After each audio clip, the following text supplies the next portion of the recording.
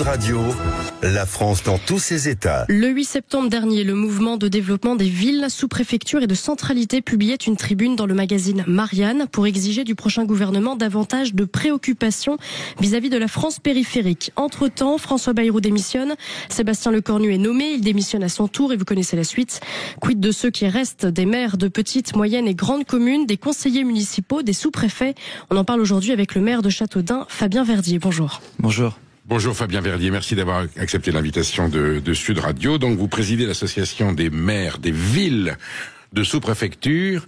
D'abord, pourquoi avoir choisi cet échelon? Il y a des maires ruraux, il y a des maires de grandes villes. D'abord, il y a une association des maires de France.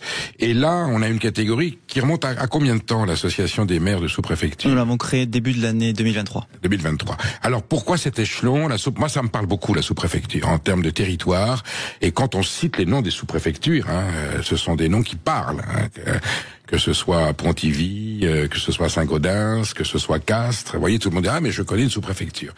Quel est cet échelon territorial qui justifie qu'elle se constitue en association? Parce que nos villes sont belles, Saumur, Autun, Châteaudun, parce qu'elles ont beaucoup souffert ces 20-30 dernières années, par une quinzaine de facteurs différents. Les grandes régions, la fin des maternités malheureusement pour beaucoup d'entre elles, Figeac, où était né Champollion, ville sous-préfecture Figeac, la désindustrialisation, la mondialisation, le pouvoir donné aux directeurs régionaux, affaires culturelles, le DRAC, directeur régional de l'environnement, directeur régional de la santé, l'ARS, agence régionale de santé. Et ces villes sous-préfectures ont beaucoup souffert parce qu'elles ont perdu les 80 à l'heure. Et c'est cette maille-là, il y en a 235 en France, en comptant les Outre-mer, Saint-Pierre en Martinique, dans tout notre bassin de vie. Et je vous le disais hors antenne, Napoléon avait créé les préfets, les sous-préfets en parlant de masse de granit sur le sol de France, en 1800-1802, au début du 19e siècle. Et l'idée de notre association, c'est retrouver ces masses de granit sur cette colonne vertébrale de la République que sont Jonzac, que sont Villefranche-de-Rouergue, que sont Romorantin, que sont Châteaudun, que sont La Flèche. C'est un maillage territorial qui parle à nos concitoyens.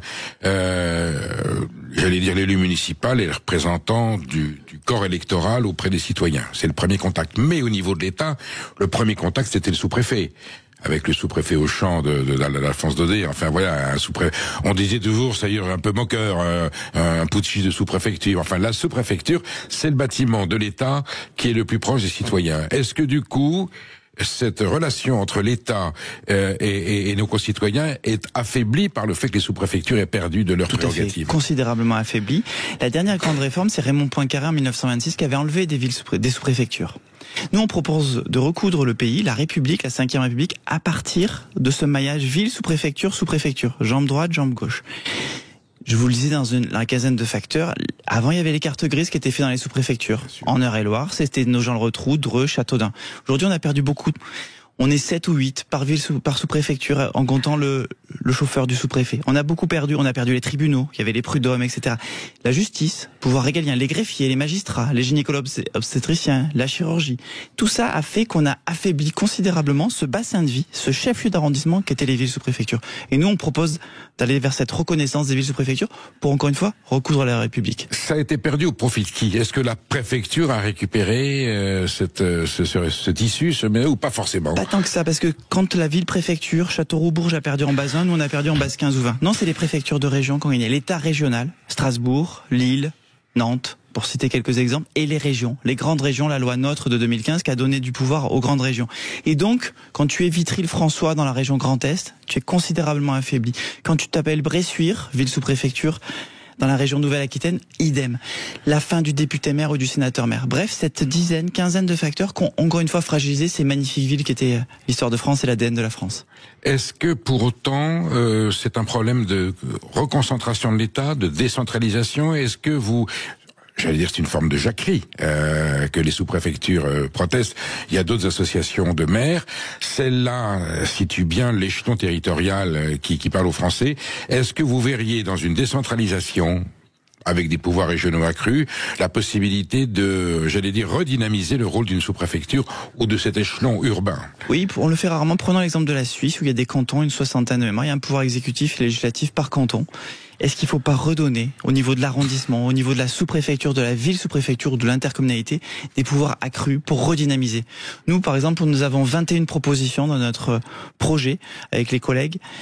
15 sont sans coût pour l'État. On insiste bien, 15 sont sans coût. Sans coût pour l'État. Rien. C'est des choses simples. On demande 100 hectares de droits à construire. Parce que le ZAN, le zéro artificialisation nette, ça fait partie des 15 facteurs, nous a considérablement affaiblis. Qu'on soit en développement industriel ou qu'on soit en développement de l'habitat. Il nous faut reconstruire des logements. Parce qu'on a beaucoup de passoires thermiques dans nos villes sous-préfectures, villes moyennes. À l'Espar-Médoc, en Gironde, à Blaye, etc., à Jonzac, à Valenciennes. On demande 100 hectares de droits à construire. Avoir le seuil de administrateur territorial. On a un défaut d'ingénierie. On manque d'ingénierie. Je le dis avec une note d'humour, on n'a pas de Zidane chez nous, on n'a plus de Normandie, on n'a plus de Polytechnicien, on n'a pas d'Expo. Donc, avoir le seuil à 5000 habitants pour qu'on puisse accueillir des administrateurs territoriaux, ce sont les communes, villes sous-préfectures qui paieraient en DGS, en DGA, cet administrateur territorial, etc., etc. Nos propositions. Cette association des maires de sous-préfecture, elle transcende les partis politiques et les idéologies. Il y a toutes les tendances confondues. Le rassemblement a été facile d'élus peut-être de sensibilités distinctes autour de cette thématique? Non, bien au contraire. Moi, je suis sans étiquette. On a des gens de droite, de centre, de gauche. D'ailleurs, certains, on ne sait pas dans quelle mouvance ou mouvement ils se situent. La dernière fois, on était à l'Assemblée nationale. Il y avait la Tour du Pin dans le Nord-Isère. Il y avait Rochefort à notre 2e congrès. On dit tous la même chose. Charge de centralité, ville de flux, grosse souffrance sociale.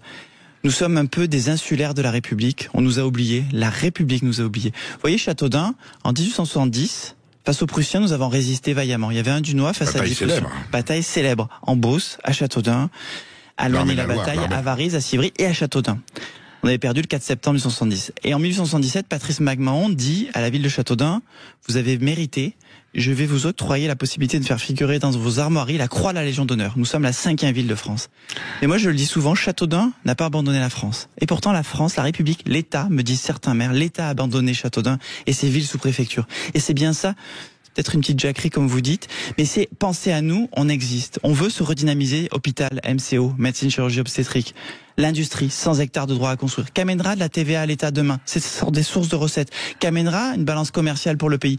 Dans l'industrie aéronautique, moi j'ai Safran à Châteaudun, j'ai Vorwerk également, dans l'industrie cosmétique, dans la pharma, dans la souveraineté géostratégique de notre pays. Nous sommes la solution, nous ne sommes pas le problème. Et si, Fabien Verdier, l'État décidait dans une réforme structurelle, j'allais dire importante, de dire quelque part le sous-préfet n'a plus lieu d'être, et si le maire de la sous-préfecture devenait le représentant de l'État dans sa commune, est-ce que c'est quelque chose de concevable? Pourquoi pas? Faut être ouvert. En tout cas, le statu quo est mortifère. La République ne tient plus qu'à un fil. Il faut changer profondément le paradigme. Vous parliez, il faut sûrement mieux déconcentrer, il faut sûrement mieux décentraliser. Je parlais de la Suisse tout à l'heure. En tout cas, il faut remettre ces masses de granit sur le sol de France. Nous, ce qu'on dit, nous sommes 234, 235 dans le pays. C'est à échelle humaine, c'est pas 8000, c'est pas 10 000. En comptant les Outre-mer, Calvi en Corse, etc., l'Alsace, jusqu'à Limoux dans le sud-ouest, à l'Est et le Vigan dans le Gard, nous sommes la solution avec des développements structurants pour notre République. Pour autant, les enjeux sont pas forcément les mêmes. Toutes les sous-préfectures ne se ressemblent pas. Il y en a qui sont plutôt rurales, d'autres qui sont plutôt urbaines dans les agglomérations. Vous sentez que la citoyenneté se sent concernée par votre combat? Le maire du Raincy, Jean-Michel Genestier, est avec nous. Argenteuil a signé des tribunes avec nous. Quel que soit, on est des villes de flux, des villes de centralité où on vient chercher du lycée, etc. On pense qu'il faut des bacs +5 dans ces villes. C'est souvent un maillage fin. Pour gommer cette insularité, il faut se retrouver. Et encore une fois, l'avenir de la France se joue à Montmorillon et à Pithiviers, c'est-à-dire dans ces villes sous-préfecture. Et c'est intéressant ce que vous dites sur les maternités. Moi, je suis directeur d'hôpital de profession, nous a supprimé beaucoup de maternités. On essaye d'enlever celle de Saint-Amand-Montrond dans le Cher. C'est un scandale. Et je défends Emmanuel, le maire. Si on a fait un schéma en disant moins de 300 naissances par an, faut fermer. On n'a jamais regardé les particularismes locaux. En Corse, j'ai eu un député du coin, il m'a dit on ferme ma maternité, je suis à 2 heures de route. Il faut mieux regarder localement. Il faut mieux que les élus gouvernent et choisissent à quelle maille on met la maternité. Et je pense aux femmes. Aujourd'hui, moi, j'ai des personnes qui accouchent à l'arrière d'une voiture à Châteaudun. Sur la Nationale 10, avec la règle des 80 à l'heure. J'ai 30-35 changements de vitesse entre Chartres et Châteaudun. Entre la ville sous-préfecture et la ville préfecture. Tout ça est profondément anormal et il faut ressouder le pays à partir de là. Est-ce que les conseils départementaux pourraient s'impliquer plus? Est-ce qu'on pourrait aussi leur donner des prérogatives que n'ont plus les sous-préfectures et des moyens surtout pour que le territoire soit mieux organisé. Tout ce que vous citez là, beaucoup de maires le racontent, s'en plaignent. Voilà, le désert médical, c'est une réalité. Les mobilités, les transports, ça touche énormément de départements. Et les gens d'ailleurs se sentent oubliés par la République à cause de ça. Vous pensez vraiment que le fait de repotentialiser une sous-préfecture pourrait remédier à ces carences de l'État? Par le bassin de vie à Châteaudun, tu as terminé, tu as Orgères-en-Beauce, tu es déjà à 30, 35, 40 minutes de la ville sous-préfecture du chef-lieu d'arrondissement. Déjà, c'est loin quand tu as l'Argentière en Ardèche, à Barcelonnette, à Castellane, etc., etc.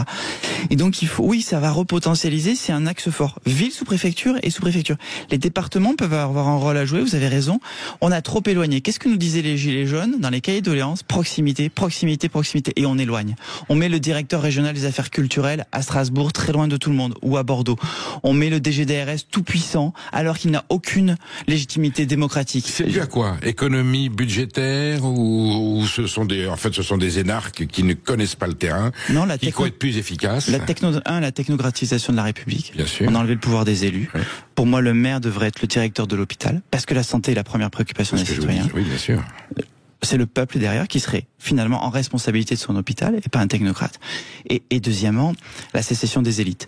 Qu'est-ce qui s'est passé en 30 ans? Je l'ai peut-être un peu moins dit aujourd'hui, c'est que dans la sphère publique ou privée, on est parti de Châteaudun, on est parti de Pithiviers, on est parti de Montmorillon et on a mis les cadres supérieurs à Orléans, à Nantes, à Toulouse, à Paris, dans les grandes métropoles. Il fallait faire ce chemin métropolitain pour être compétitif face à Shanghai, à l'Asie, à Chongqing, à toutes les villes.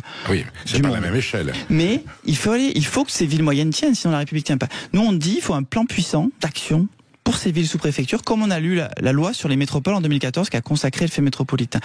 Et en fait, en mettant des cadres supérieurs à distance, on a filialisé nos villes sous-préfectures.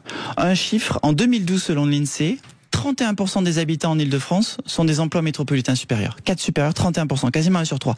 Dans des villes comme Châteaudun, on est plutôt à 12%. Facteur de 1 à 3. La sécession des élites fait que on ne connaît pas le club de judo de Châteaudun, le marché, l'Intermarché, et on n'accompagne pas son enfant le samedi matin.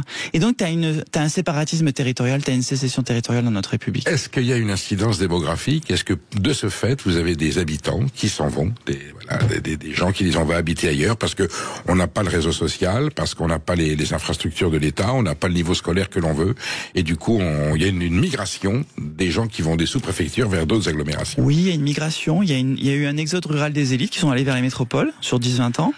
Mais à rebours, t'as des gens un peu moins fortunés qui viennent chez nous. Et finalement, on a des classes moyennes inférieures, des classes populaires, des classes qui sont en souffrance. Le revenu médian à Céré, ville des sous-préfectures de Pyrénées-Orientales, c'est 12 000 € par an par habitant. Donc, raison de plus pour avoir plus de prestations sociales et de sécurité. Plus à ceux qui ont moins, c'est ce qu'il faut donner.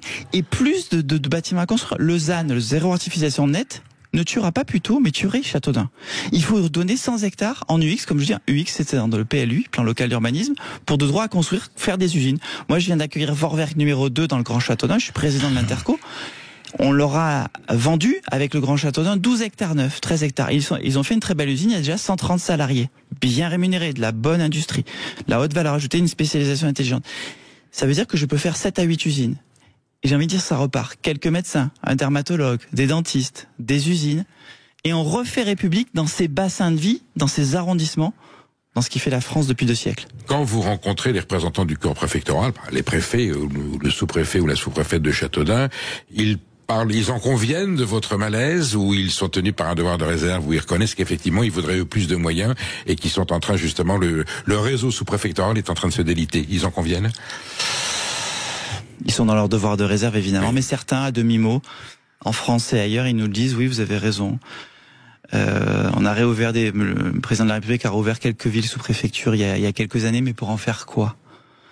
Et donc, oui, il y a un sujet, et je pense qu'ils nous soutiennent à demi-mot, parce qu'ils peuvent pas, ils ont Place Beauvau et la hiérarchie. Mais en privé, ils peuvent vous dire... Mais ils ont ce sentiment, en plus on a fait disparaître le corps préfectoral. On dit, par exemple, par rapport à la sécession des îles, on dit, quand vous sortez des écoles, de Polytechnique ou de l'INSP, venez passer 6 mois dans les villes sous-préfectures. De stage de fin d'études, 6 mois. Mais dans la ville sous-préfet, encore une fois, pas Orléans. On dit le sous-préfet adjoint, ça pourrait être un directeur de la réindustrialisation. La DGE, Direction Générale des Entreprises, ils font Ils sont à Bercy. Ils font des visites d'usines en visio. Rendez-vous compte, en visio. On n'est plus dans le terroir, on n'est plus dans l'Aubrac, on n'est plus en Dordogne à Bergerac. 300 personnes ont été recentralisées ces dernières années dans la DGE à Paris. Je ne sais jamais s'ils sont à Bercy ou à Ivry-sur-Seine. Mettons-les dans les 235 villes sous-préfecture. Je dis bien dans la ville sous-préfecture, pas à Toulouse, dans la préfecture de région. On les met à Saint-Gaudens, on les met à Muret, et on les met avec le sous-préfet pour réindustrialiser, trouver des fonciers disponibles, des terrains disponibles et réindustrialiser le pays. Ça sera source de balance commerciale, de valeur ajoutée et de TVA pour le pays. Alors, la composition du gouvernement vous touche un petit peu, puisque le président des maires de la ruralité, Michel Fournier, élu d'une petite commune des Vosges, a été nommé ministre de la ruralité. C'est quelque chose qui vous réjouit, qui vous rassure, ou vous craignez au contraire qu'on ait nommé Michel Fournier à ce poste-là pour le neutraliser? Je vais vous répondre, Michel Fournier serait président de la République ou un autre Premier ministre, oui. Il devrait pas être secrétaire d'État ou ministre délégué. Il devrait être ministre d'État. Vous voyez ce que je veux dire? Sébastien Martin, pareil, etc. Bien sûr. Il faut remettre au cœur du pouvoir ces élus de terrain, cette proximité avec la République. Donc il va faire du bon boulot, ou vous pensez qu'au contraire ils vont le neutraliser? On le souhaite, mais avec les motions de censure qui s'annoncent, on ne sait pas combien de temps cela va durer. Mais le fait qu'il y ait un ministre de la ruralité est un poste qui pour vous semble légitime. Il serait ministre d'État à Place Beauvau, ça serait encore mieux. Sébastien Martin et tous les autres qui connaissent le terroir. Sébastien Martin de Saône-et-Loire. Il faut refaire République. Il y a trop de franciliens dans ces gouvernements depuis des années, depuis Gabriel Attal. Ce n'est pas possible que les Yvelines, les Hauts-de-Seine et Paris-Centre gouvernent un pays de 68 millions d'habitants, où il y a 100 départements, où il n'y a jamais personne de Guadeloupe, jamais personne de Corse, rarement quelqu'un de région sud, rarement quelqu'un d'Occitanie, de Nouvelle-Aquitaine ou Bourgogne-Franche-Comté. Ce n'est pas normal. Même s'il y en a un ou deux ce coup-ci, il y a trop de franciliens. Merci Fabien Verdier, on vous a entendu et on espère que votre démarche aboutira. Merci à vous. Sud Radio. Parlons vrai. Sud Radio. Parlons vrai.